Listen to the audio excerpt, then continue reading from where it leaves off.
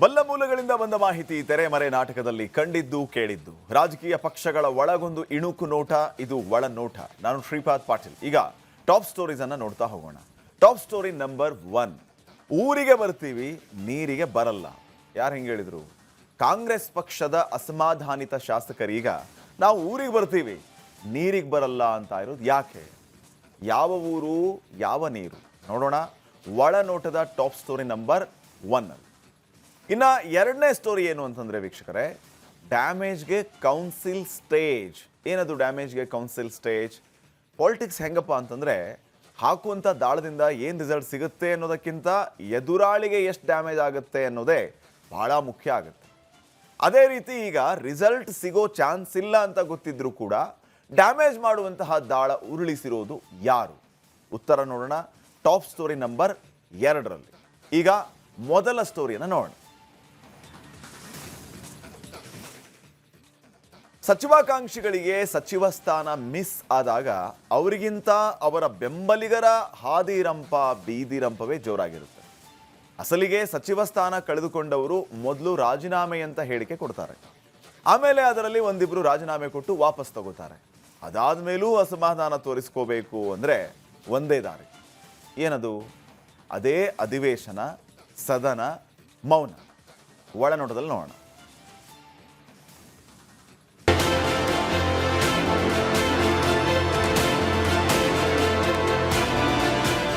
ಊರಿಗೆ ಬರೋರು ನೀರಿಗೆ ಬರಲ್ವಾ ಅನ್ನೋ ಗಾದೆ ಮಾತನ್ನೇ ಸುಳ್ಳು ಮಾಡ್ತಾರಂತೆ ಇವರು. ಊರಿಗೆ ಬರ್ತಾರಂತೆ ಆದರೆ ನೀರಿಗೆ ಬರಲ್ವಂತೆ. ಒಂದ್ ವೇಳೆ ನೀರಿಗೆ ಬಂದ್ರೆ ಮಾತಾಡಲ್ವಂತೆ. ಇದೊಳ್ಳೆ ಕತೆ ಆಯ್ತಲ್ಲ. ನೀರಿಗೆ ಬರೋದು ಯಾಕೆ, ನೀರಿಗೆ ಬಂದು ಮಾತಾಡದೆ ಕೂರೋದು ಯಾಕೆ ಅಂತ ಕೇಳಿದ್ರೆ ಮಗು ಹತ್ರ ಅಲ್ವಾ ಹಾಲು ಕುಡಿಸೋದು ಅಂತ ಮತ್ತೊಂದು ಗಾದೆ ಮಾತಲ್ಲೇ ಉತ್ತರ ಕೊಡ್ತಾರೆ. ಅಂದ್ರೆ ಈ ಅಳು ಯಾಕೋ ನಿಲ್ಲೋ ಹಂಗೆ ಕಾಣ್ತಿಲ್ಲ ಬಿಡಪ್ಪ ಅಂತ ಯಾವುದೋ ನಿಲ್ಲದ ಅಳುವಿನ ಕಥೆಯನ್ನು, ಗಾದೆ ಮಾತುಗಳ ಸರಣಿಯನ್ನು ಹೇಳ್ತಾ ಎಂಟ್ರಿ ಕೊಟ್ಟರು ನೋಡಿ ನಮ್ಮ ಗೋವಿಂದಣ್ಣ. ಅರೇ ಗೋವಿಂದಣ್ಣ, ಒಂದೋ ಒಗಟು ಹೇಳ್ತೀರಿ, ಇಲ್ಲ ಅಂದರೆ ಗಾದೆ ಹೇಳ್ತೀರಿ, ಆಮೇಲೆ ನಮಗೆ ಪ್ರಶ್ನೆ ಕೇಳ್ತೀರಿ, ಅದೇನು ನಿಮ್ಮ ಗಾದೆ ಬಿಡಿಸಿ ಹೇಳಿ ಗೋವಿಂದಣ್ಣ ಅಂತ ಕೇಳಿದಾಗ ಬಾಯ್ಬಿಟ್ರು ನೋಡಿ, ವೇದ ಸುಳ್ಳಾದರೂ ಗಾದೆ ಸುಳ್ಳಾಗದು ಕತೆ.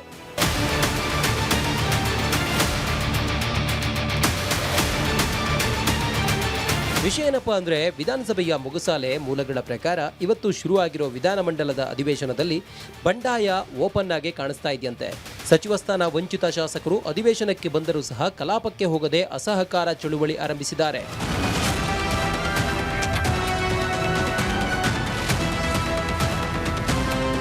ಅರೆ, ಅಧಿವೇಶನಕ್ಕೆ ಬರೋದ್ಯಾಕೆ, ಬಂದ್ಮೇಲೆ ಒಳಗೆ ಹೋಗದೆ ಮೊಗಸಾಲೆಯಲ್ಲೇ ಕೂರೋದ್ಯಾಕೆ, ಒಳಗೆ ಬಂದು ಕೂತ್ರು ಏನು ಮಾತಾಡಲ್ಲ ಅನ್ನೋದ್ಯಾಕೆ, ಇದರ ಬದಲು ಮನೆಯಲ್ಲೇ ಇರ್ಬೋದಲ್ವಾ ಅಂತ ಆಡಳಿತ ಪಕ್ಷದ ಮೊಗಸಾಲೆಯಲ್ಲಿ ಕೆಲವರ ಗುಸುಗುಸು ಕಿವಿಗೆ ಬಿದ್ದಿದ್ದೆ ತಡ ರೆಬಲ್ ಟೀಮಿನವರು ಉತ್ತರ ಕೊಟ್ಟಿರೋದು ಅದೇ ಮೊಗಸಾಲೆ ಮೂಲಗಳಿಂದಲೇ ಖಚಿತವಾಗಿದೆ.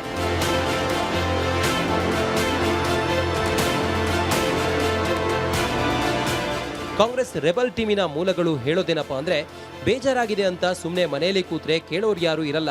ಅಧಿವೇಶನಕ್ಕೆ ಬಂದು ಸಹ ತಟಸ್ಥವಾಗಿ ಉಳಿದ್ರೇನೆ ಬಿಸಿ ತಾಗೋದು. ಅಸಮಾಧಾನ ಇದೆ ಅಂತ ಗೊತ್ತಾಗೋದು. ನಮ್ಮ ವಿಷಯದಲ್ಲಿ ಏನು ಡಿಸಿಷನ್ ಮಾಡ್ತಾರೆ ಅಂತ ಗೊತ್ತಾಗೋವರೆಗೂ ಹಿಂಗೆ ಮಾಡೋದು ಅಂತ ಬಂಡಾಯಗಾರರು ಗುಸುಗುಸು ಮಾತಾಡಿದ್ದು ನಮ್ಮ ಗೋವಿಂದಣ್ಣನ ಕಣ್ಣಿಂದ ಒಳನೋಟಕ್ಕೆ ಕಂಡಿದೆ.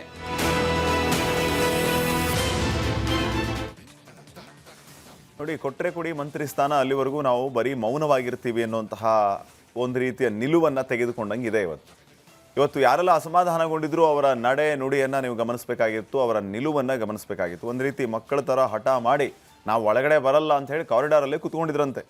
ಮಂತ್ರಿ ಸ್ಥಾನ ವಂಚಿತರಿಂದ ಮೌನ ಪ್ರಹಾರ, ಏನು ಮಾತಾಡೋಂಗಿಲ್ಲ. ಅಧಿವೇಶನದಲ್ಲಿ ಅಸಮಾಧಾನಿತರ ಅಸಹಕಾರ ಜೋರಾಗಿ ಕಾಣಿಸ್ತಾ ಇದೆ. ಮೊದಲ ದಿನವೇ ಅಧಿವೇಶನಕ್ಕೆ ಬಂದರೂ ಕೂಡ ಇವರೆಲ್ಲರೂ ಮೌನವಾಗಿರೋದಕ್ಕೆ ನಿರ್ಧಾರ ಮಾಡಿದ್ದಾರೆ. ಏನು ಮಾತಾಡೋಂಗಿಲ್ಲ, ಮೌನವಾಗಿರೋದು. ಬಂದರೆ ಒಳಗಡೆ ಬರೋದು, ಇಲ್ಲ ಅಂತಂದರೆ ಅದೂ ಇಲ್ಲ. ರೆಬಲ್ಸ್ಗಳ ಈ ನಿರ್ಧಾರದಿಂದ ಈಗ ಸರ್ಕಾರ ಇಕ್ಕಟ್ಟಿಗೆ ಸಿಕ್ಕಾಕೊಂಡಿದೆ. ಮಂತ್ರಿ ಸ್ಥಾನ ಕೊಡದೇ ಇದ್ರೆ ಚುನಾವಣೆಯ ವೇಳೆ ಪಕ್ಷಾಂತರ ಮಾಡುವ ಅಥವಾ ಪಕ್ಷಾಂತರ ಆಗುವ ಅಥವಾ ಕಾಂಗ್ರೆಸ್ಸನ್ನೇ ಬಿಟ್ಟು ಬೇರೆ ಪಾರ್ಟಿಗೆ ಹೋಗ್ಬಿಡುವಂಥ ಸಂದೇಶವನ್ನು ಇವರೆಲ್ಲರೂ ಕೂಡ ಕೊಡ್ತಾ ಇದ್ದಾರೆ. ಅದಕ್ಕೆ ಈಗಲಿಂದಲೇ ತಯಾರಿ ನಡೀತಾ ಇದ್ವಾ ಅಥವಾ ಆಲ್ರೆಡಿ ಡಿಸೈಡೆಡ್ ಅನ್ನುವಂಥ ಪ್ರಶ್ನೆ ಈಗ ಮೂಡ್ತಾ ಇದೆ.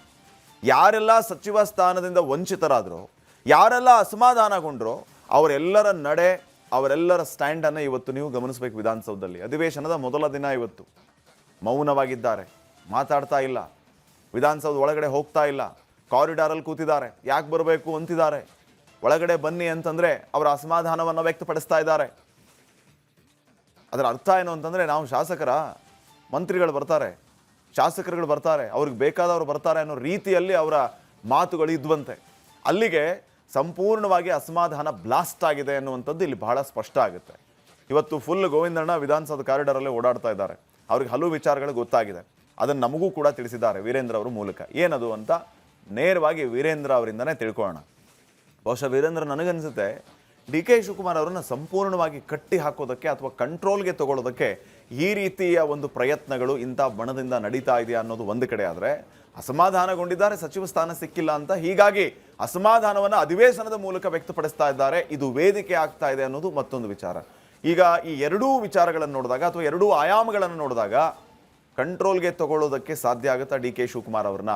ಹೈಕಮಾಂಡ್ ಈಗಾಗಲೇ ಹೇಳಿಬಿಟ್ಟಿದೆ, ನಾವು ಎಲ್ಲರನ್ನೂ ಸಮಾಧಾನ ಪಡಿಸ್ತೀವಿ, ಹೇಗೆ ಸಮಾಧಾನ ಪಡಿಸ್ಬೇಕು ಅನ್ನೋದು ಗೊತ್ತಿದೆ, ಇದ್ರ ಮೀರಿ ರಾಜೀನಾಮೆ ಕೊಟ್ಟರೆ ಅಂಗೀಕಾರ ಮಾಡಿ ಅಂತ ಈ ಹಿಂದೆಯೂ ಕೂಡ ಹೇಳಿದ್ದಿದೆ. ಸೊ ಏನು ನಡೀತಾ ಇದೆ ಅಧಿವೇಶನದ ಮೊದಲ ದಿನ ಇವತ್ತು? ಏನೇನು ನಡೀತು? ಪಾಟೀಲ್ರೆ, ಅಧಿವೇಶನದ ಮೊದಲನೇ ದಿನ ಯಾವಾಗಲೂ ಕೂಡ ನಡೆಯೋದು ಸಂತಾಪ ಸೂಚಕ ನಿರ್ಣಯವನ್ನು ಮಂಡನೆ ಮಾಡ್ತಾರೆ ಸ್ಪೀಕರು. ಅದರ ಮೇಲೆ ಅಪೋಸಿಷನ್ ಅವರು, ರೂಲಿಂಗ್ ಅವರು ಎಲ್ಲರೂ ಮಾತಾಡ್ತಾರೆ. ಹೇಗಿರುತ್ತೆ ಅಂದರೆ ಪಾಟೀಲ್ರೆ, ಸಂತಾಪ ಸೂಚನೆಗೆ ಅಪೋಸಿಷನ್ ಅವರು ಕೂಡ ಅವರ ಅಜೆಂಡದಲ್ಲಿ 10 ವಿಚಾರಗಳಿದೆ. ನಾಗೇಂದ್ರ ರಾಜೀನಾಮೆಯನ್ನು ಕೇಳೋದ್ರಿಂದ ಹಿಡಿದು ಕಾವೇರಿ ಇಶ್ಯೂ ಆಗಿರ್ಬೋದು, ಬರಗಾಲದ ಇಶ್ಯೂ ಆಗಿರ್ಬೋದು, ಕಾನೂನು ಸುವ್ಯವಸ್ಥೆ ಆಗಿರ್ಬೋದು, ಸ್ಪೀಕರ್ ಎಲೆಕ್ಷನ್ ಈಗ ಬಹಿಷ್ಕಾರ ಆಗ್ತೀವಿ ಅಲ್ಲಿ ನಿರ್ಣಯ ಮಾಡಿದ್ದಾರೆ. ಈ ಥರ 10 ವಿಚಾರಗಳಿದ್ರು. ಇವತ್ತು ಸಂತಾಪ ನಿರ್ಣಯದ ದಿನ ಅಪೋಸಿಷನ್ ಅವರು ಕೂಡ ಬಂದು ಕೂತು ಸಹಕಾರ ಕೊಟ್ಟು ಸಂತಾಪ ಸೂಚನೆ ಮಾಡಿ ಶ್ರದ್ಧಾಂಜಲಿ ಸಲ್ಲಿಸಿ ಹೋಗ್ತಾರೆ. ಇದು ಪದ್ಧತಿ. ಆದರೆ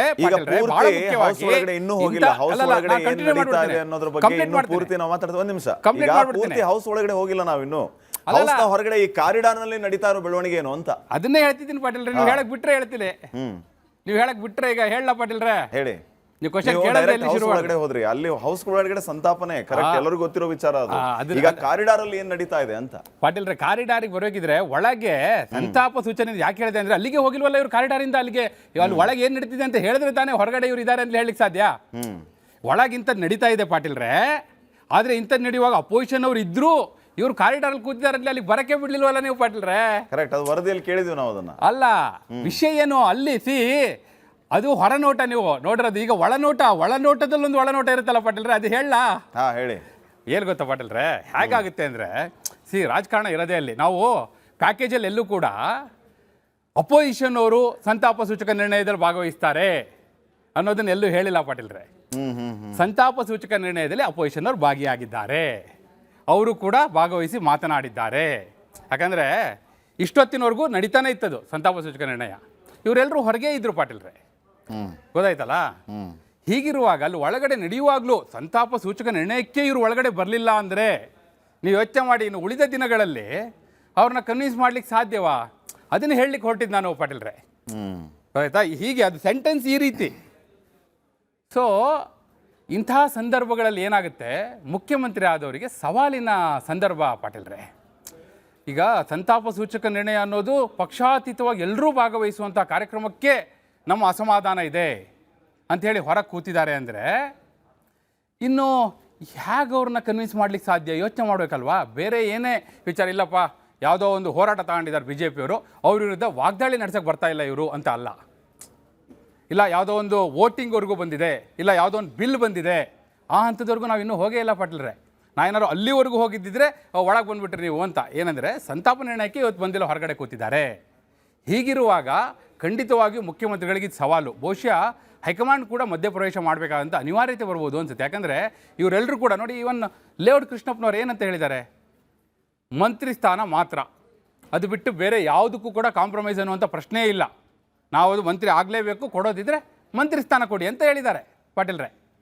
ಹೀಗಿರುವಾಗ ಅವ್ರನ್ನ ಹ್ಯಾಕ್ ಕನ್ವಿನ್ಸ್ ಮಾಡ್ಲಿಕ್ಕೆ ಸಾಧ್ಯ? ಮಂತ್ರಿ ಸ್ಥಾನ ಕೊಡಬೇಕು ಕನ್ವಿನ್ಸ್ ಆಗಬೇಕಂದ್ರೆ, ಒಂದೇ ದಾರಿ ಇರೋದು. ಎರಡನೇ ಆಪ್ಷನ್ನೇ ಅವ್ರು ಕೊಡ್ತಾ ಇಲ್ಲ, ಅವರಿಗೆ ಹೊರಗಡೆ ಕೂತಿದ್ದಾರೆ. ಹೇಗೆ ಅವ್ರನ್ನ ಕನ್ವಿನ್ಸ್ ಮಾಡೋದು? ಸವಾಲಲ್ವಾ ಇದು? Definitely challenging. ಬಹುಶಃ ಇಂಥ ಹಂತದಲ್ಲೇ ಹೈಕಮಾಂಡ್ನ ಮಧ್ಯಪ್ರವೇಶ ಆಗುವಂಥದ್ದು. ನೋಡಿ, ಮುನಿಯಪ್ಪನವರಿಗೆ ನಿನ್ನೆ ಖಾತೆ ಪಟ್ಟಿಯಲ್ಲಿ ಸಮಾಜ ಕಲ್ಯಾಣ ಸಿಕ್ತು. ಅವರು ಕೂಡ ಇದೇ ಹಂತಕ್ಕೆ ಹೋಗಿದ್ರು, ರಾಜೀನಾಮೆಯನ್ನೇ ಕೊಡ್ಲಿಕ್ಕೆ ರೆಡಿ ಆಗಿದ್ರು. ಅವ್ರ ಜೋಬಲ್ ರಾಜೀನಾಮೆ ಇತ್ತು. ಕಡೆಗೆ ರಾಹುಲ್ ಗಾಂಧಿ ಮಧ್ಯಪ್ರವೇಶ ಆದಮೇಲೆ ಅವ್ರನ್ನ ಕನ್ವಿನ್ಸ್ ಮಾಡಿದ್ರು, ನೆಕ್ಸ್ಟ್ ನಾವು ಖಾತೆ ಹಂಚಿಕೆ ಮಾಡುವಾಗ ಖಾತೆಗಳ ಪುನರ್ವಿಂಗಡಣೆ ಮಾಡಿ ನಿಮಗೆ ಸಮಾಜ ಕಲ್ಯಾಣ ಖಾತೆ ಕೊಡ್ತೀವಿ ಅಂತ ಅವತ್ತು ಹೇಳೋಗಿದ್ರು. ಅದನ್ನು ರಿಪಬ್ಲಿಕ್ ಕನ್ನಡನೇ ಬ್ರೇಕ್ ಮಾಡಿತ್ತು. ಮುನಿಯಪ್ಪನವ್ರು ಹೀಗೆ ಮುನಿಸ್ಕೊಂಡಿದ್ದಾರೆ, ರಾಜೀನಾಮೆ ಕೊಡ್ಲಿಕ್ಕೆ ರೆಡಿಯಾಗಿದ್ದಾರೆ, ಅವರ ಬೇಡಿಕೆ ಸಮಾಜ ಕಲ್ಯಾಣ ಇಲಾಖೆ ಇದೆ, ಅದನ್ನು ಕೊಡದೇ ಹೋದರೆ ಅವ್ರು ಒಪ್ಪೋದೇ ಇಲ್ಲ, ರಾಜೀನಾಮೆ ಕೊಟ್ಟೇ ಕೊಡ್ತಾರೆ ಅಂತ ಹೇಳಿ. ನೋಡಿ, ಅವ್ರಿಗೆ ಸಮಾಜ ಕಲ್ಯಾಣ ಖಾತೆ ಕೊಟ್ಟೇ ಬಿಟ್ಟರು. ಅದು ಹೈಕಮಾಂಡ್ ಮಧ್ಯಪ್ರವೇಶದ ನಂತರ ಆಗಿದ್ದು.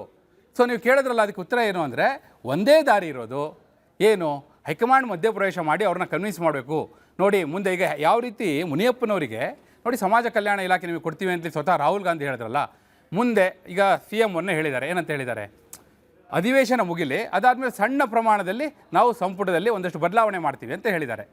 ಸೊ ಆ ಹಂತದಲ್ಲಿ ನಿಮಗೆ ನಾವು ಪರಿಗಣಿಸ್ತೇವೆ ಅನ್ನುವಂಥ ಒಂದು ಆಶ್ವಾಸನೆ ಆದರೂ ಕೊಟ್ಟರೆ ಆಗ ಅವ್ರೇನಾದರೂ ಕನ್ವಿನ್ಸ್ ಆಗ್ಬೋದೇನೋ. ದಾರಿ ಇರೋಂಥದ್ದನ್ನ ಹೇಳ್ತಿರೋದು. ಯಾಕಂದರೆ ಅವರು ಈಗ ಕಡ್ಡಿ ತುಂಡು ಮಾಡಿದ ಹಾಗೆ ಸ್ಪಷ್ಟವಾಗಿ ಹೇಳಿಬಿಟ್ಟಿದ್ದಾರೆ, ಏನಂತ, ಒಂದೇ ಆಪ್ಷನ್ ಮಂತ್ರಿ ಸ್ಥಾನ. ಹೀಗಿರುವಾಗ ದಾರಿ ಇರೋದು ಈಗ ಮೇಲ್ನೋಟಕ್ಕೆ ಕಾಣುವ ಹಾಗೆ ಪಾಟೀಲ್ರೆ, ವಿಧಾನದ ಸೌಧ ಕಾರಿಡಾರಲ್ಲಿ ನೀವು ಹೇಳಿದ್ರಲ್ಲ, ಗೋವಿಂದಣ್ಣರು ಈಗಲೂ ಓಡಾಡ್ತಾ ಇದ್ದಾರೆ. ವಿಧಾನಸಭೆಯ ಮೊಗಸಾಲೆ, ವಿಧಾನ ಪರಿಷತ್ತಿನ ಮೊಗಸಾಲೆ, ಅಲ್ಲೆಲ್ಲ ಓಡಾಡ್ತಾ ಇದ್ದಾರೆ. ಅಲ್ಲಿ ಕಿವಿಗೆ ಬೀಳ್ತಿರೋದು ಏನಂದರೆ, ಅಲ್ಲಿಂದ ಏನಾದರೂ ಒಂದು ನಮಗೆ ಗ್ಯಾರಂಟಿ ಕೊಟ್ಟರೆ ಯೋಚನೆ ಮಾಡ್ಬೋದು, ಅದರ್ವೈಸ್ ಇಲ್ಲವೇ ಇಲ್ಲ ಅನ್ನೋ ಹಂತಕ್ಕೆ ಬಂದಿದ್ದಾರೆ ಅನ್ನೋದು ವಿಧಾನಸೌಧದ ಮೂಲಗಳ ಮಾಹಿತಿ. ಪಾಟೀಲ್ರೆ, ಆಯ್ತು, ಈಗ ಅಸಮಾಧಾನಗೊಂಡಿರುವಂತೂ ಮಂತ್ರಿ ಸ್ಥಾನ ಸಿಗಲ್ಲ, ಕಡ್ಡಿ ಮುರಿದಂಗೆ ಹೇಳ್ತಾರೆ ಅವರು. ಈಗಿರೋದು ಒಂದು, ಅದು ಮಹಿಳಾ ಮತ್ತು ಮಕ್ಕಳ ಕಲ್ಯಾಣ ಕೂಟನೂ ಖಾಲಿ ಇಟ್ಕೊಂಡಿದ್ದಾರೆ, ಅದಕ್ಕೆ ಮಹಿಳೆಯರೇ ಬರ್ತಾರೆ. ಈಗ ಅಸಮಾಧಾನಗೊಂಡವ್ರನ್ನೆಲ್ಲ ಮಂತ್ರಿ ಮಾಡೋದಕ್ಕಾಗತ್ತಾ? ಮುಂದೇನು? 2028 ಚುನಾವಣೆಯವರೆಗೂ ಸಾಮಾನ್ಯವಾಗಿ ಕಾಯ್ತಾರೆ. ಇಂಥದ್ದೆಲ್ಲ ನಾವು ಹಿಂದೆ ನೋಡಿದ್ದೀವಲ್ಲ, ಏನು ಮಾಡ್ತಾರೆ? ಈಗಂತೂ ಸದ್ಯಕ್ಕೆ ಚುನಾವಣೆ ಇಲ್ಲ ಪಾಟೀಲ್ರೆ, ಚುನಾವಣೆಯವರೆಗೂ ಕೂಡ ಕಾಯ್ತಾರೆ. ಚುನಾವಣೆ ಹಂತದಲ್ಲಿ ಸಾಮಾನ್ಯವಾಗಿ ಇಂಥವ್ರು ಯಾರು ಅಸಮಾಧಾನಿತರಿರ್ತಾರೆ, ಅವರಿಗೆ ಇಲ್ಲ, ಇಲ್ಲಿ ನಮಗೆ ನ್ಯಾಯ ಸಿಗ್ತಾನೇ ಇಲ್ಲ, ಇಲ್ಲಿ ನಮಗೆ ಅವಕಾಶ ಸಿಗೋದೇ ಇಲ್ಲ, ಇಷ್ಟು ವರ್ಷ ಆದ ನಂತರವೂ ಹೊಸಬ್ರಿಗೆ ಕೊಟ್ಟರು ಏನೋ ನಮಗೆ ಕೊಡಲಿಲ್ಲ ಅಂತ ಸಂದರ್ಭದಲ್ಲಿ ಬೇರೆ ಕಡೆ ಅವ್ರಿಗೆ ಒಳ್ಳೆ ಆಪ್ಷನ್ ಕಾಣಿಸಿದ್ರೆ, ಆಯ್ಕೆಗಳಿದ್ದರೆ, ಅಂತಹ ಸಂದರ್ಭಗಳಲ್ಲಿ ಪಕ್ಷಾಂತರವನ್ನು ಕೂಡ ನಾವು ಇತಿಹಾಸದಲ್ಲಿ ನೋಡಿದ್ದೇವೆ. ಅಂತಹ ಬೆಳವಣಿಗೆಗಳು ಸಾಕಷ್ಟು ಆಗಿದೆ. ಇಂಥ ಅಸಮಾಧಾನವನ್ನು ವ್ಯಕ್ತಪಡಿಸಿಯೇ ಬೇರೆ ಪಕ್ಷಕ್ಕೆ ಹೋದವರು. ಯಾಕೆ ಈಗ ಹೋಗಲ್ಲ ಅಂದರೆ, ಇನ್ನಿರೋದು 2 ವರ್ಷ ಹೆಚ್ಚು ಕಡಿಮೆ ಪಾಟೀಲ್ರೆ. ಈ 2 ವರ್ಷದಲ್ಲಿ ಅವರು ಯಾವ ಕಾರಣಕ್ಕಾಗಿ ಇಲ್ಲೊಂದು ಬೈ ಎಲೆಕ್ಷನ್ ಬೇಕು, ಯಾರು ಅದನ್ನು ಮೈ ಮೇಲೆ ಹೇಳ್ಕೊಳ್ಳಿಕ್ಕೆ ಇಷ್ಟಪಡ್ತಾರೆ? ಬೇಕಾಗಿರಲ್ಲ, ಚುನಾವಣೆವರೆಗೂ ಕಾಯ್ತಾರೆ. ಚುನಾವಣೆಯ ಸಂದರ್ಭದಲ್ಲಿ ಅವರು ತೀರ್ಮಾನವನ್ನು ಮಾಡ್ತಾರೆ ಸಾಮಾನ್ಯವಾಗಿ. ನೋಡಿ, ಎಲ್ಲೂ ಕೂಡ ಮುಖ್ಯಮಂತ್ರಿಗಳಾಗಲಿ ಅಥವಾ ಕಾಂಗ್ರೆಸ್ನ ಯಾವುದೇ ನಾಯಕರಾಗಲಿ ಆ ಹೇಳಿಕೆಯನ್ನು ಕೊಟ್ಟಿಲ್ಲ, ಇಲ್ಲ ಮಂತ್ರಿ ಸ್ಥಾನ ಇಲ್ಲ, ಕೊಡಲ್ಲ ಅಂತ ಹೇಳಿಲ್ಲ. ಇನ್ನೂ ಕೂಡ ಅವ್ರು ಕನ್ವಿನ್ಸ್ ಮಾಡುವಂಥ ಧಾಟಿಯಲ್ಲೇ ಮಾತಾಡ್ತಾ ಇದ್ದಾರೆ. ಅಧಿವೇಶನ ಆದಮೇಲೆ ಒಂದು ಸಣ್ಣ ಪುಟ್ಟ ಬದಲಾವಣೆ ಮಾಡ್ತೀವಿ. ಹಾಗೆ ಹೇಳಿ ಆದರೂ ಅವ್ರನ್ನ ಉಳಿಸ್ಕೊಳ್ಳುವಂಥ ಪ್ರಯತ್ನ, ಅವ್ರನ್ನ ಸಮಾಧಾನ ಮಾಡುವಂಥ ಪ್ರಯತ್ನಗಳು ಜಾರಿಯಲ್ಲಿದೆ ವಿನಃ ಮಂತ್ರಿ ಸ್ಥಾನ ಇಲ್ಲ, ಉಳಿದಿರೋದು ಒಂದೇ, ಅದು ಮಹಿಳೆಗೆ, ಅದನ್ನು ಬಿಟ್ಟು ಬೇರೆ ಏನೂ ಮಾಡಲ್ಲ ಅಂತ ಯಾರೂ ಕೂಡ ಎಲ್ಲೂ ಕೂಡ ಅಂತ ಹೇಳಿಕೆಯನ್ನು ಕೊಟ್ಟಿಲ್ಲ. ರಾಜಕಾರಣದಲ್ಲಿ ಹಾಗೆ ಹೇಳಿಕೆ ಕೊಡೋದು ಇಲ್ಲ ಪಾಟೀಲ್ರೆ. ನಾವು ಗಮನಿಸಿದಾಗೆ ಹೇಗೆ ಅವ್ರನ್ನ ಕನ್ವಿನ್ಸ್ ಮಾಡ್ಬೋದು, ಹೇಗೆ ವಿಶ್ವಾಸಕ್ಕೆ ತೆಗೆದುಕೊಳ್ಬೋದು, ಈ ರೀತಿಯ ಪ್ರಯತ್ನಗಳು ಇರುತ್ತೆ ವಿನಃ ಎಲ್ಲೂ ಕೂಡ ಯಾರು ಆಕಾಂಕ್ಷಿಗಳಿರ್ತಾರೆ, ಯಾರು ಸಚಿವ ಸ್ಥಾನ ವಂಚಿತರಾಗಿರ್ತಾರೆ, ಅವರು ಕಡ್ಡಿ ತುಂಡು ಮಾಡಿದಾಗ ಹೇಳಿರ್ತಾರೆ.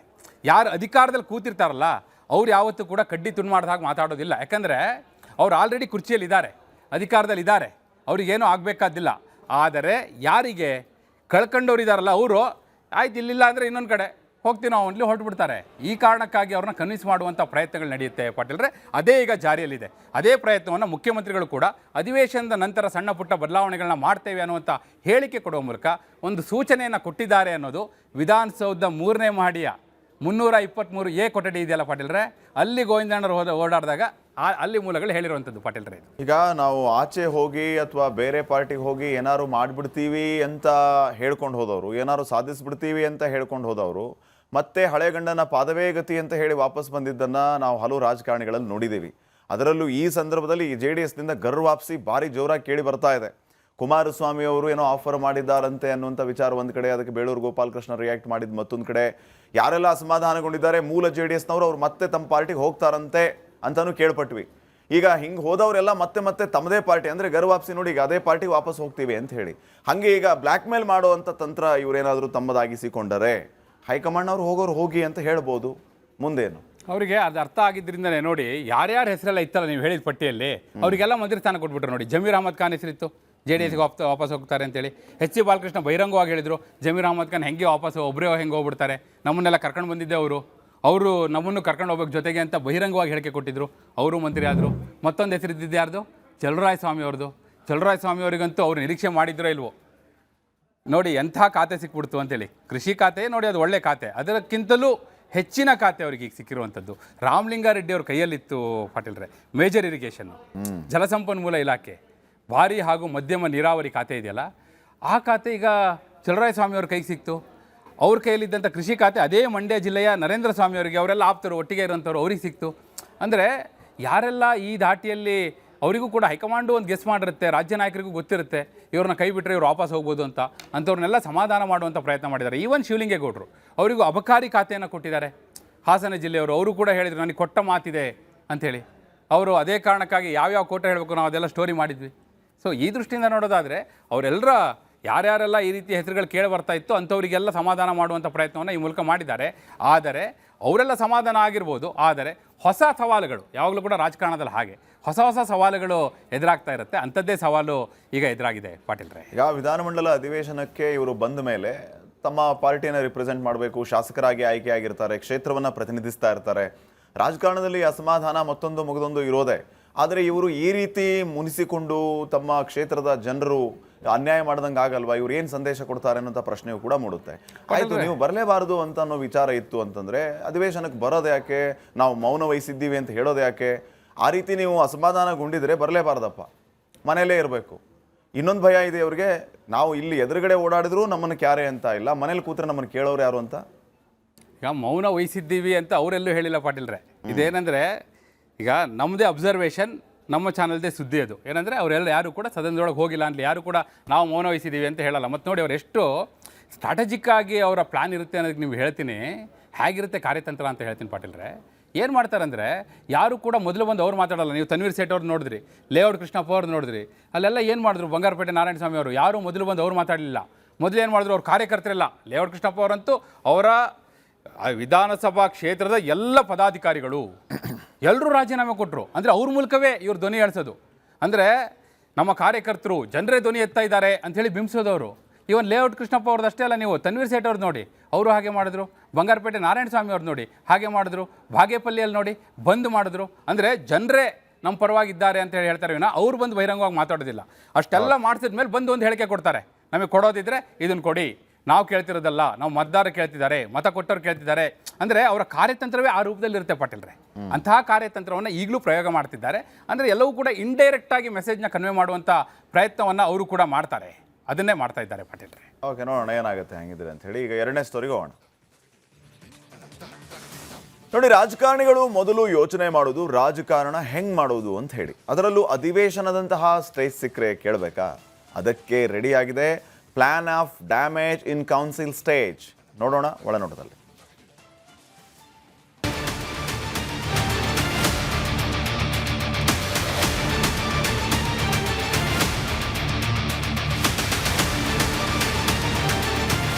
ಹಂಗಾದ್ರೂ ಸರಿ ಹಿಂಗಾದ್ರೂ ಸರಿ, ಒಟ್ನಲ್ಲಿ ಡ್ಯಾಮೇಜ್ ಮಾಡಬೇಕು ಆಟಯ, ಇಷ್ಟೇ ಪ್ಲಾನು.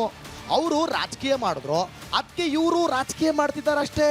ಈ ರಾಜಕೀಯ ಮಾಡಕ್ಕೆ ಅವ್ರ ಮನೆಗೆ ಕರ್ಸ್ಕೊಂಡ್ರು. ಇನ್ನು ಇವರು ಈ ಕೌಲು ಶಕ್ತರು ರೂಲ್ಸು ಪ್ರೊಸೀಜರು ಅದು ಇದು ಅಂತ ಅತಳ ವಿತಳ ಪಾತಾಳ ತಳಾತಳ ರಸಾತಳ ಎಲ್ಲ ಹುಡುಕಿ ಏನೇನೋ ತೆಗಿತಿದ್ದಾರೆ. ಏನು ತೆಗೆದ್ರು ಆಟಯ, ರಾಜಕೀಯ ರಾಜಕೀಯ ರಾಜಕೀಯ ರಾಜಕೀಯ ಬಿಟ್ರೆ ಮತ್ತೇನು ಆಗೋದಿಲ್ಲ ಕಣ್ ತಕಳಿ ಅಂತ ನಮ್ಮ ಟಿಪಿಕಲ್ ಸ್ಟೈಲಲ್ಲಿ ಮುಂದೇನಾಗುತ್ತೆ ಅನ್ನೋ ರಾಜಕೀಯದ ವಿಶ್ಲೇಷಣೆ ಮಾಡ್ತಾ ಎಂಟ್ರಿ ಕೊಟ್ಟರು ನಮ್ಮ ಗೋವಿಂದಣ್ಣ. ರಾಜಕೀಯದಲ್ಲಿ ಮುಂದೇನಾಗುತ್ತೆ ಅನ್ನೋದನ್ನ ಮೊದಲೇ ಹೇಳ್ತಾರೆ ಅಂದರೆ ಬಿಡೋಕ್ಕಾಗುತ್ತಾ? ನಾವು ಕೇಳೇ ಬಿಟ್ವಿ. ಅರೆ ಗೋವಿಂದಣ್ಣ, ಏನು ಡ್ಯಾಮೇಜು ಮಾಡ್ತಿರೋದು ಯಾರು, ಯಾವ ರಾಜಕೀಯ ಅಂದಂಗೆ ಏನೂ ಆಗಲ್ಲ ಅಂತ ನೀವೇ ಮೊದಲೇ ಹೇಳ್ತೀರಿ. ಸ್ವಲ್ಪ ಒಗಟು ಬಿಟ್ಟು ಡೈರೆಕ್ಟಾಗಿ ಹೇಳಿ ಗೋವಿಂದಣ್ಣ ಅಂತ ಕೇಳಿದಾಗ ಶುರು ಮಾಡಿದ್ರು ಪರಿಷತ್ ರಾಜಕೀಯ ಕಥೆಯ. ವಿಷಯ ಏನಪ್ಪಾ ಅಂದ್ರೆ, ಬಸವರಾಜ ಹೊರಟ್ಟಿ ಸಭಾಪತಿ ಕುರ್ಚಿ ಬಿಟ್ಟು 1 ವಾರ ಕಳೆದೋಯ್ತು. ಆದ್ರೆ ಬಿಜೆಪಿ JDS ಮಾತ್ರ ಇನ್ನು ಹೊರಟ್ಟಿ ಸುದ್ದಿ ಬಿಡೋಕೆ ರೆಡಿ ಅಂತಿವೆ ಪರಿಷತ್ತಿನ ಆಪೋಸಿಷನ್ ಮೂಲಗಳು. ಇದೇ ಕಾರಣಕ್ಕೆ ಬಿಜೆಪಿ JDSನವರು ಹೊರಟ್ಟಿ ಇಶ್ಯೂನ ಎರಡೆರಡು ರೀತಿ ತಗೊಳಕ ರೆಡಿ ಆಗಿದಾರಂತೆ. ಅದ್ಯಾವ್ದಪ್ಪ ಅಂದ್ರೆ, ಮೊದಲನೇದಾಗಿ ಸಭಾಪತಿ ಎಲೆಕ್ಷನ್ಗೆ ಈಗ BH ಪೂಜಾರ್ ಅವರನ್ನ ಕ್ಯಾಂಡಿಡೇಟ್ ಮಾಡಿದ್ರಲ್ಲ, ಅದೇನಾದ್ರೂ ವರ್ಕೌಟ್ ಆಗುತ್ತಾ ಅಂತ ನೋಡೋದು ಮೊದಲನೇದು.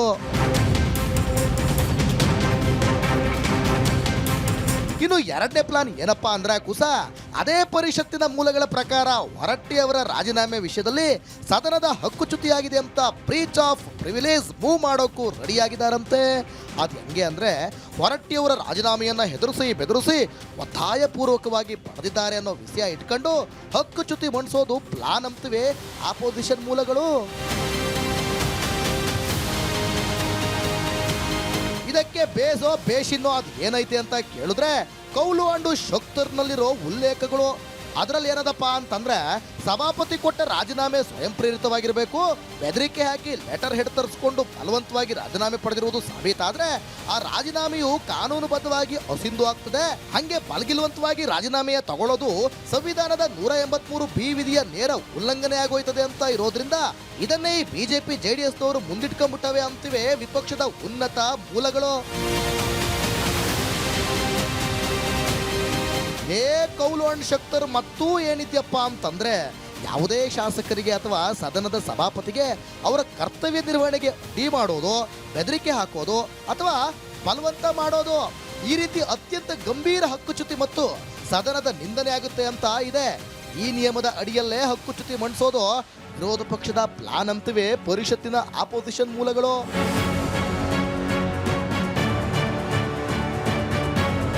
ಒಟ್ನಲ್ಲಿ ಬಿಜೆಪಿ ಜೆಡಿಎಸ್ ಮೈತ್ರಿಕೂಟ ಹೊರಟ್ಟಿ ವಿಷಯ ಮುಂದಿಟ್ಕೊಂಡು ಈ ಬಾರಿ ವಿಧಾನ ಪರಿಷತ್ತಿನ ಕಾವು ಏರ್ಸಕ್ಕೆ ರೆಡಿಯಾಗವ್ರೆ.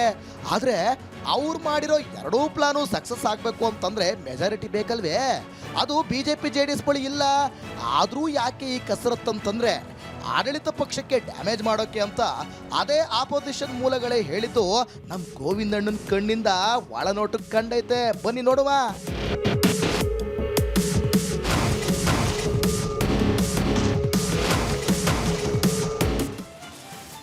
ಪರಿಷತ್ನಲ್ಲಿ ಹೊರಟ್ಟಿ ರಾಜೀನಾಮೆ ಕದನ ನಡೀಲಿಕ್ಕಿದೆ. ಸಭಾಪತಿ ಚುನಾವಣೆಯತ್ತ ಮೊದಲ ಗಮನ, ಬೆನ್ನಲ್ಲೇ NDA ಮೈತ್ರಿಯ ಹಕ್ಕುಚ್ಯುತಿ ಕದನ. ಆದರೆ ಇಕ್ಕಟ್ಟಿಗೆ ಸಿಲುಕಿರೋದು ಹೊರಟ್ಟಿಯವರ ಮೌನ.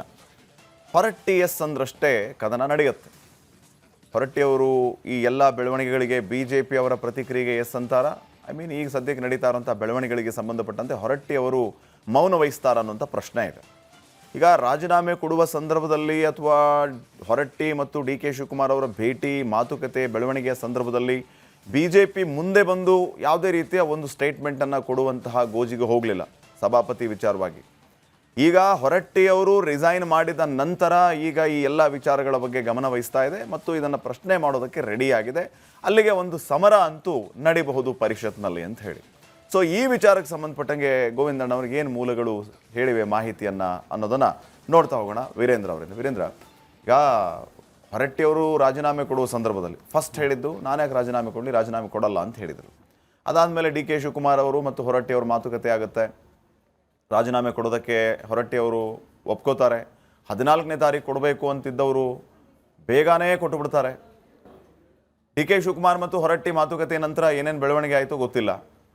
ಈಗ BJP ಅವರು ಖಂಡಿತ ನಾವು ಇದನ್ನು ಪ್ರಶ್ನೆ ಮಾಡ್ತೀವಿ, ಬಲವಂತವಾಗಿ ರಾಜೀನಾಮೆ ಕೊಡಿಸುವಂಥ ಕೆಲಸ ಆಗಿದೆ, ಬೆದರಿಕೆ ಹಾಕಿ ರಾಜೀನಾಮೆ ಕೊಡಿಸುವಂಥ ಕೆಲಸ ಆಗಿದೆ ಅನ್ನೋಂಥ ಹಲವು ಮಾತುಗಳನ್ನು ಮಾತಾಡ್ತಾ ಇದ್ದಾರಂತೆ. ಇದು ಎಷ್ಟರ ಮಟ್ಟಿಗೆ ಅಲ್ಲಿ ನಿಲ್ಲುತ್ತೆ ಅನ್ನುವಂಥ ಪ್ರಶ್ನೆ ಆದರೆ ಏನೆಲ್ಲ ವಿಚಾರಗಳಿಗೆ ಪರಿಷತ್ತಿ ಸರಿಸಾಕ್ಷಿ ಆಗ್ಬೋದು? ಪಾಟೀಲ್ರೆ ನೋಡಿ ಹೇಗಿದೆ ಸ್ಟ್ರಾಟಜಿ. ಇಲ್ಲೂ ಕೂಡ ಕಾರ್ಯತಂತ್ರವೇ ವರ್ಕ್ ಆಗ್ತಾ ಇರೋದು. ಅಂದರೆ ಅದೇ ಅಧಿವೇಶನ ಬಂದಾಗ ಸಾಮಾನ್ಯವಾಗಿ ಇಂಥ ಕಾರ್ಯತಂತ್ರಗಳನ್ನ ಜಾರಿ ಮಾಡ್ತಾರೆ ಪಾಟೀಲ್ರೆ. ಹಾಗಾದರೆ ಇದೊಂದು ಒಳ್ಳೆ ಸ್ಟೇಜ್. ಯಾವಾಗಲೂ ಕೂಡ ಸ್ಕೋರ್ನ ಗೇನ್ ಮಾಡೋದು ಅಂತ ಹೇಳ್ತಿರ್ತಾರೆ, MLAಗಳು ಹೇಳ್ತಿರ್ತಾರೆ. HK ಪಾಟೀಲ್ರು ಭಾಳ ಹೇಳ್ತಿರ್ತಾರೆ, ನಾವು ಸದನದಲ್ಲಿ ಆಡುವಂಥ ಒಂದೊಂದು ಮಾತು ಎದುರಾಳಿ ಪಕ್ಷದವರಿಗೆ ಕೊಡುವಂಥ ಟಕ್ಕರ್, ಅವ್ರಿಗೆ ಏನೇನು ತಿರುಗೇಟುಗಳನ್ನ ಕೊಡ್ತೀವಿ ಅವೆಲ್ಲವೂ ಕೂಡ ಒಂದೊಂದು ಸ್ಕೋರ್ ಗೇನ್ ಆದ ಹಾಗೆ ಅಂತ ಹೇಳ್ತಿರ್ತಾರೆ. ಅಂಥ ಸ್ಕೋರ್ ಗೇನ್ ಮಾಡುವಂಥ ಪ್ರಯತ್ನದ ಭಾಗವಾಗಿ ಈ ಸ್ಟ್ರಾಟಜಿಗಳು ನಡೆಯುತ್ತೆ. ಏನಂದರೆ ಆ ಸ್ಕೋರ್ ಅನ್ನೋದು ಕೇವಲ ಇವ್ರಿಗೆ ಸ್ಕೋರ್ ಅಷ್ಟೇ ಅಲ್ಲ, ಎದುರಾಳಿಗೆ ಡ್ಯಾಮೇಜ್ ಕೂಡ ಆಗ್ತಾ ಇರುತ್ತಲ್ಲಿ ಅಂತ ಹೇಳಿ. ಅಟ್ ದ ಸೇಮ್ ಟೈಮ್ ಅಂದರೆ ಈ ಕೌನ್ಸಿಲ್ ಸ್ಟೇಜ್ನ ಬಳಸ್ಕೊಂಡು ಆಡಳಿತ ಪಕ್ಷಕ್ಕೆ ಡ್ಯಾಮೇಜ್ ಮಾಡುವಂಥ ಪ್ರಯತ್ನ ಅಂಥದ್ದೊಂದು ಸ್ಟ್ರಾಟಜಿ ನಡೆದಿದೆ. ಅದಕ್ಕೋಸ್ಕರ ಏನೇನು ಬಳಸ್ತಾ ಇದ್ದಾರೆ ನೋಡಿ. ಆ ಕಡೆ ಅಸೆಂಬ್ಲಿಯಲ್ಲಿ ಸ್ಪೀಕರ್ ಎಲೆಕ್ಷನ್ನೇ ಬಹಿಷ್ಕಾರ ಮಾಡಿದ್ರು, ಅದು ಒಂದು ಸ್ಟ್ರಾಟಜಿ. ಈ ಕಡೆ ಏನು ಮಾಡ್ತಾ ಇದ್ದಾರೆ, ಪರಿಷತ್ತಲ್ಲಿ ವಿಭಿನ್ನ ಹಾದಿ, ಅಲ್ಲಿ ಕ್ಯಾಂಡಿಡೇಟ್ ಹಾಕಿದ್ದಾರೆ. PH ಪೂಜಾರ್ ಅವ್ರ ಹತ್ರ ಇವತ್ತು ನಾಮಿನೇಷನ್ ಹಾಕ್ಸಿದ್ದಾರೆ. ಹಾಗೆ ಮಾಡುವ ಮೂಲಕ ಅವ್ರು ಏನು ಮಾಡ್ತಾರೆ, ಇಶ್ಯೂ ರೈಸ್ ಮಾಡ್ತಾರೆ. ಈಗ PH ಪೂಜಾರ್ ಅವ್ರನ್ನ ಕ್ಯಾಂಡಿಡೇಟ್ ಮಾಡಿರೋ ಉದ್ದೇಶವೇ ಹೊರಟ್ಟಿಯವ್ರ ರಾಜೀನಾಮೆ ಯಾಕಾಯಿತು, ಯಾವ ಸಂದರ್ಭದಲ್ಲಿ ಅವ್ರು ರಾಜೀನಾಮೆ ಕೊಟ್ಟರು, ಹೇಗೆ ರಾಜೀನಾಮೆ ಕೊಟ್ಟರು, ನಮಗೆಲ್ಲ ಸುದ್ದಿ ಬಂದಿದೆ, ಈ ರೀತಿ ಅವರಿಂದ ಬೆದರಿಕೆ ಹಾಕಿ ಹೆದರಿಸಿ ರಾಜೀನಾಮೆ ತೊಗೊಂಡ್ರು ಅಂತ ಬಂದಿದೆ ಅಂತೆಲ್ಲ ಪ್ರಸ್ತಾವ ಮಾಡ್ತಾರೆ. ಹಾಗೆ ಪ್ರಸ್ತಾವ ಮಾಡುವ ಮೂಲಕ ಅದು ಸಾರ್ವಜನಿಕ ಚರ್ಚೆಯ ವಸ್ತು ಆಗಬೇಕು, ಆ ಮೂಲಕ ಆಡಳಿತ ಪಕ್ಷಕ್ಕೆ ಡ್ಯಾಮೇಜ್ ಮಾಡಬೇಕು. ಇದು ಸ್ಟ್ರಾಟಜಿ ಅಂತೇಳಿ ಅಲ್ಲಿ ವಿಧಾನ ಪರಿಷತ್ತಿನ ಮೂಲಗಳು ನಮ್ಮ ಗೋವಿಂದಣ್ಣರಲ್ಲಿ ನೀವು ಹೇಳಿದ್ರಲ್ಲ ಅಲ್ಲೇ ಓಡಾಡ್ತಾ ಇದ್ದಾರೆ ಇವತ್ತು ಅಂತಲೇ, ಅಲ್ಲವ್ರು ಕಿವಿಗೆ ಬಿದ್ದಿದ್ದೇನಪ್ಪ ಅಂದರೆ ನಾಳೆ ಫಸ್ಟ್ ಇದೇ ಇಶ್ಯೂ ರೈಸ್ ಮಾಡ್ತಾರೆ ಅವರು. ಹೆಂಗೆ ನೀವು ರಾಜೀನಾಮೆ ತಗೊಂಡ್ರಿ, ಯಾಕೆ ತಗೊಂಡ್ರಿ, ನಾವು ಯಾವತ್ತೂ ಕೂಡ ಪರಿಷತ್ತಿನ ಇತಿಹಾಸದಲ್ಲಿ ಈ ರೀತಿ ನೋಡೇ ಇಲ್ಲ, ಹೊರಟ್ಟಿಯವರೇ ಹೇಳಿದರು 14ನೇ ತಾರೀಕು ರಾಜೀನಾಮೆ ಕೊಡ್ತೀನಿ ಅಂತ. ನೀವು 7ನೇ ತಾರೀಕೆ ರಾಜೀನಾಮೆ ತೊಗೊಂಡ್ಬಿಟ್ರಿ. ಹಾಗೆ 7ನೇ ತಾರೀಕು ರಾಜೀನಾಮೆ ತಗೊಂಡ್ರಿ, ಯಾಕೆ ತಗೊಂಡ್ರಿ ಅಂತೆಲ್ಲ ಕೇಳ್ತಾರೆ ಅವರು. ಹಾಗೆ ಕೇಳಿದಾಗ ಏನಾಗುತ್ತೆ, ಸರ್ಕಾರ ಉತ್ತರ ಕೊಡಬೇಕಾಗುತ್ತೆ, ಉತ್ತರದಾಯಿತ್ವ ಇದೆ, ಚರ್ಚೆ ಆಗುತ್ತೆ. ಹಾಗೆ ಚರ್ಚೆ ಆಗಲಿ ಅನ್ನೋದು ಅವ್ರ ಉದ್ದೇಶ. ಕಡೆಗೆ ಈಗ ಪೀಠದಲ್ಲಿದ್ದವರು ಇಲ್ಲ ಇದು ಚರ್ಚೆಗೆ ಬರಲ್ಲ ಅಂತಲೂ ಹೇಳ್ಬೋದು. ಪೀಠದಲ್ಲಿ ಕೂತಿರುವಂಥ ಯಾರು ಹಂಗಾಮಿ ಚೇರ್ಮನ್ ಇರ್ತಾರಲ್ಲ ಸಭಾಪತಿಗಳು, ಅವ್ರಿಗೆ ಚರ್ಚೆಗೆ ಆಸ್ಪದ ಇಲ್ಲ ಇದ್ರ ಮೇಲೆ ಅಂತೆಲ್ಲ ಹೇಳ್ಬೋದು. ಬಟ್ ಇವ್ರು ಪ್ರಯತ್ನ ಮಾಡ್ತಾರೆ.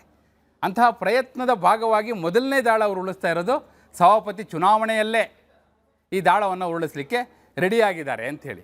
ನೋಡಿ, ಇದೇನಾಗುತ್ತಂದರೆ ಒಂದು ಕಡೆ ಸದನದ ಒಳಗೆ ಚರ್ಚೆ ಆಗುತ್ತೆ, ಕಡತಕ್ಕೆ ಹೋಗುತ್ತೆ, ಅಟ್ ದ ಸೇಮ್ ಟೈಮ್ ಹೊರಗಡೆ ಜನರಿಗೂ ಹೋಗುತ್ತೆ, ಸಾರ್ವಜನಿಕರಿಗೆ ರೀಚ್ ಆಗುತ್ತೆ, ಮಾಧ್ಯಮಗಳಲ್ಲಿ ಪ್ರಸಾರ ಆಗುತ್ತೆ. ಅಂದರೆ ಈ ಮೂಲಕ ಆಡಳಿತ ಪಕ್ಷ ತಪ್ಪು ಮಾಡಿದೆ ಅನ್ನೋ ಸಂದೇಶವನ್ನು ಕೊಡುವಂಥ ಪ್ರಯತ್ನ ಇದು. ಇದು ಸಭಾಪತಿ ಚುನಾವಣೆಯ ಮೂಲಕ. ಇದು ಕೇವಲ ಸಭಾಪತಿ ಚುನಾವಣೆ, ಆ ಚುನಾವಣೆಯ ಪ್ರಕ್ರಿಯೆ ಹಾಗೆ ನೋಡ್ಲಿಕ್ಕೆ ಹೋದರೆ ನೀವು ಆ್ಯಕ್ಚುಲಿ ನೀವು ನಿಯಮದ ಪ್ರಕಾರ ಹೋಗೋದಿದ್ರೆ ಪಾಟೀಲ್ರೆ, ಕೌಲ್ ಶಕ್ದರ್ ಇದೆ, ರೂಲ್ಸ್ ಆಫ್ ಪ್ರೊಸೀಜರ್, ಅದರಲ್ಲಿ ನೀವು ನೋಡೋದಾದರೆ ಹೇಗಾಗಬೇಕು ಅಂದರೆ ಮೊದಲು ಯಾರು ನಾಮಿನೇಷನ್ ಸಲ್ಲಿಕೆ ಮಾಡಿರ್ತಾರಲ್ಲ, ಇವತ್ತು ಸಲೀಂ ಅಹಮದ್ ಅವರು ಮಾಡಿದ್ದಾರೆ. ನಾಳೆ ಹಂಗಾಮಿ ಚೇರ್ಮನ್ ಯಾರು ಇರ್ತಾರೆ ಅವರು ನೋಡಿ, ಮೊದಲನೇದಾಗಿ ಇಂಥವ್ರು ಸಲೀಂ ಅಹಮದ್ ಅವ್ರದ್ದು ನಾಮಿನೇಷನ್ ಬಂದಿದೆ, ಸೊ ಅದನ್ನು ನಾನು ಆ ಪ್ರಸ್ತಾವವನ್ನು ಈ ಸಭಾಪತಿ ಚುನಾವಣೆಯಲ್ಲಿ ಮತಕ್ಕೆ ಹಾಕ್ತಾ ಇದ್ದೀನಿ, ಯಾರ್ಯಾರು ಇವರ ಪರವಾಗಿದ್ದೀರಿ ಎದ್ದು ನಿಲ್ಲಿ ಅಂತ ಹೇಳ್ತಾರೆ. ಮೊದಲೆಲ್ಲ ಏನು ಮಾಡ್ತಿದ್ರು ಗೊತ್ತಾ ಪಾಟೀಲ್ರೆ, ಕೈ ಎತ್ತಿ ಅಂತ ಹೇಳ್ತಾ ಇದ್ರು. ಏನು ಮಾಡೋರು ಕೆಲವರೆಲ್ಲ MLCಗಳು 2 ಕೈ ಎತ್ತೋರು, ಈ ಕೌಂಟ್ ಮಾಡೋರು ಅಧಿಕಾರಿಗಳಿರ್ತಾರಲ್ಲ ಅವ್ರಿಗೆ ಕನ್ಫ್ಯೂಸ್ ಆಗೋದು. ಹಾಗಾಗಿ ಕಡೆಗೆ ಅದನ್ನು ತೆಗೆದ್ರು, ಕೈ ಎತ್ತದನ್ನು ತಲೆ ಎಣಿಕೆ ಅಂತ ಮಾಡಿದ್ದಾರೆ, ಹೆಡ್ ಕೌಂಟ್ ಅಂತೇಳಿ. ಎದ್ದು ನಿಲ್ಲಬೇಕು ಯಾರ್ಯಾರು ಅವ್ರು ಪರವಾಗಿದ್ದಾರೆ ಅಂತೇಳಿ. ಹಾಗೆ ಎದ್ದು ನಿಂತಾಗ ಈಗ 70 ಇದೆ ಸಂಖ್ಯೆ, 36 ಬಂತು ಅಂದರೆ ಸಲೀಂ ಅಹಮದ್ ಅವರು ಸಭಾಪತಿ ಆದಾಗೆ ಮುಗಿತಲ್ಲಿಗೆ. ಎಲೆಕ್ಷನ್ ಪ್ರೊಸೆಸ್ ಹೀಗಾಗಬೇಕು, ಆ್ಯಕ್ಚುಲ್ ಆಗಬೇಕಾಗಿರೋದು ಹೀಗೆ, ಅಲ್ಲಿ ಚರ್ಚೆಗೆಲ್ಲ ಅವಕಾಶ ಇಲ್ಲ. ಬಟ್ ಇವ್ರು ಎದ್ದು ನಿಲ್ತಾರೆ, ಕೇಳ್ತಾರೆ, ಯಾಕೆ ನೀವು ಮಾಡೋದಿಲ್ಲ, ಯಾಕೆ ಹಿಂಗಾಯಿತು, ಉತ್ತರ ಕೊಡಿ ಅಂತ ಕೇಳ್ತಾರೆ ಇವರು. ಆ ಮೂಲಕ ಒಂದು ಡ್ಯಾಮೇಜ್ ಮಾಡುವಂಥ ಪ್ರಯತ್ನ. ಪ್ರೊಸೀಜರ್ ಪ್ರಕಾರ ಆಗಿಲ್ಲ, ನಾನು ಹೇಳ್ತಿದ್ನಲ್ಲ.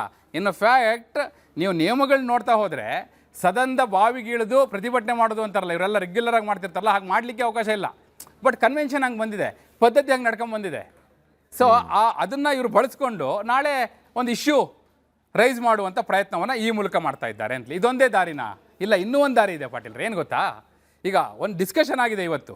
BJP ಮೀಟಿಂಗ್ ಮಾಡ್ತಲ್ಲ, ಆ ಮೀಟಿಂಗಲ್ಲಿ ಒಳಗೆ ನಮ್ಮ ಗೋವಿಂದಣ್ಣವರು ಇದರಲ್ಲಿ ಒಳಗೆ ಅವರು ಎಲ್ಲ ಕೇಳಿಸ್ಕೊಂಡಿದ್ದಾರೆ. ನನ್ನ ಕಿವಿ 6 ಸೀಟೇ ಬಂದಿರ್ತಾರೆ ಅವರು. ಅಲ್ಲಿ ಒಳಗೆ ಏನಾಗಿದೆ ಅಂದರೆ ಡೈರೆಕ್ಟ್ ಸಭಾಪತಿ ಎಲೆಕ್ಷನ್ ಒಂದೇ ಡಿಸ್ಕಷನ್ ಆಗಿಲ್ಲ ಪಾಟೀಲ್ರೆ. ಅಲ್ಲಿ ಒಳಗೆ ಏನಾಗಿದೆ ಗೊತ್ತಾ, ಇದು ನೋಡಿ ರಿಯಲ್ ಒಳನೋಟ ಪಾಟೀಲ್ರೆ. ಅಲ್ಲಿ ಒಳಗೆ ಏನು ಮಾತಾಡಿದ್ದಾರೆ, ಯಾಕೆ ಹಕ್ಕುಚ್ಯುತಿ ಯಾಕೆ ಮಂಡಿಸಬಾರ್ದು ಅಂತೇಳಿ. ಯಾಕಂದರೆ ಕೌಲ್ ಶಕ್ದರಲ್ಲಿ ಪಾಟೀಲ್ರೆ ನಿಮ್ಗೆ ಹೇಳ್ತೀನಿ, ನಿಯಮಗಳಲ್ಲೇ ಇದೆ, ಅದು ಸ್ಪಷ್ಟವಾಗಿ ಉಲ್ಲೇಖಿಸುತ್ತೆ.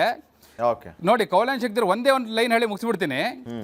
ಯಾವ ಶಾಸಕನಿಗೆ ಅಥವಾ ಸದನದ ಸಭಾಪತಿಗೆ ಅವರ ಕರ್ತವ್ಯ ನಿರ್ವಹಣೆಗೆ ಅಡ್ಡಿಪಡಿಸುವುದು, ಬೆದರಿಕೆ ಹಾಕುವುದು ಅಥವಾ ಬಲವಂತಪಡಿಸುವುದು ಅತ್ಯಂತ ಗಂಭೀರ ಹಕ್ಕುಚ್ಯುತಿ, ಕಂಟೆಂಪ್ಟ್ ಆಫ್ ದಿ ಹೌಸ್ ಅಂತೇಳಿ ಹೇಳಿ ಅದು ರಾಜೀನಾಮೆ ವಿಚಾರವೂ ಇದ್ರಲ್ಲಿ ಪ್ರಸ್ತಾಪ ಆಗ್ತಾ ಹೋಗುತ್ತೆ. ನಿಯಮಗಳು ಬಹಳ ವಿಶಾಲವಾಗಿದೆ, ನನಗೆ ಸಮಯ ಇಲ್ಲದೆ ಇರೋದ್ರಿಂದ ಕ್ರಿಸ್ಪಾಗಿ ಹೋಗ್ತಾ ಇದ್ದೀನಿ ಪಾಟೀಲ್ರೆ. ಇದನ್ನು ಕೂಡ ಅಂದರೆ ಈ ರೀತಿಯ ಒಂದು ತಂತ್ರಗಾರಿಕೆ ಕೂಡ ಇವತ್ತು ಚರ್ಚೆಗೆ ಬಂದಿದೆ ಪಾಟೀಲ್ರೆ. Thank you Veerendra. ಹಾಗಿದ್ರೆ ಬಹುಶಃ ಈಗ BJP ಅವರಿಗೆ ಬೇಕಾಗಿರೋದು ಎಲೆಕ್ಷನ್ಗಿಂತ ಹೆಚ್ಚಾಗಿ ಡಿಬೇಟ್ ಆಗಲಿ, ಜನರಿಗೆ ಈ ವಿಚಾರವಾಗಿ ಒಂದು ಸಂದೇಶ ಹೋಗಲಿ, ಯಾಕೆ ರಾಜೀನಾಮೆಯನ್ನು ಕೊಟ್ಟಿದ್ದ ಅಥವಾ ಬೆದರಿಸಿ ಹೆದರಿಸಿ ಕೊಡಿಸಿದ್ದ ಅನ್ನುವಂಥದ್ರ ಬಗ್ಗೆ ಅನ್ನುವಂಥದ್ದು ಇಲ್ಲಿ ಚರ್ಚೆ ಆಯಿತು. ಇದಾಗಿತ್ತು ಇವತ್ತಿನ ಒಳನೋಟ. ನೋಡ್ತಾರೆ ರಿಪಬ್ಲಿಕ್ ಕನ್ನಡ, ಇದು ನಿಮ್ಮ ಧ್ವನಿ. ನಮಸ್ಕಾರ.